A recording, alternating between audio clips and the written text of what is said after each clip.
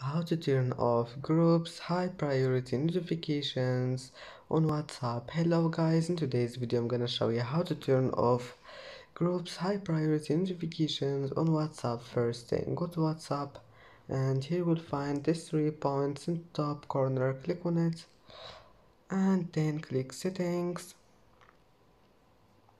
and here we'll find this one, notifications. Click on it and then just click here we'll find it, use high priority notifications.